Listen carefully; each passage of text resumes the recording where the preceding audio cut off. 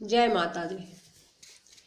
अड़हुल के फुलवा पर लो भाई गईली, अड़हुल के फुलवा पर लो भाई गईली, मैया हमके दर्शनवा देखाई गईली, मैया हमके दर्शनवा देखाई गईली।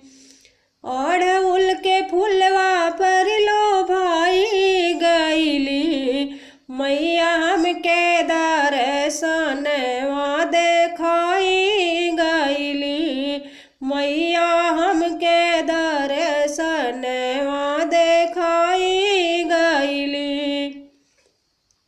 गैया के गोबरा से बेदिया लिपवली, गैया के गोबरा से बेदिया लिपवली, चंदन के चौकी पे आसन बिछवली, चंदन के चौकी पे आसन बिछवली, वही बेदिया आसन लगाई गईली, मैया वही बेदिया आसन लगाई गईली, मैया हमके दर्शनवा देखाई गईली, मैया हमके दर्शनवा देखाई गईली। अड़हुल के फुलवा पर लो भाई गईली, मैया हमके दर्शनवा देखाई गईली, मैया हमके दर्शनवा देखाई गईली।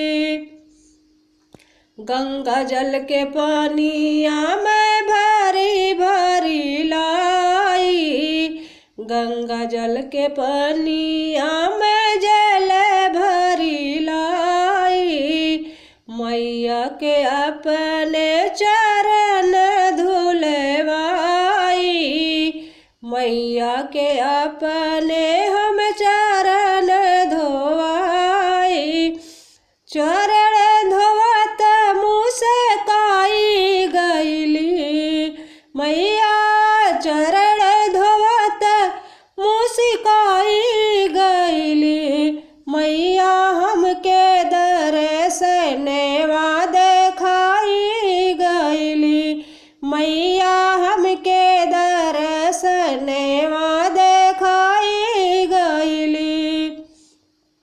अड़हुल के फुलवा पर लो भाई गईली, मैया हमके दर्शनवा देखाई गईली, मैया हमके दर्शनवा देखाई गईली।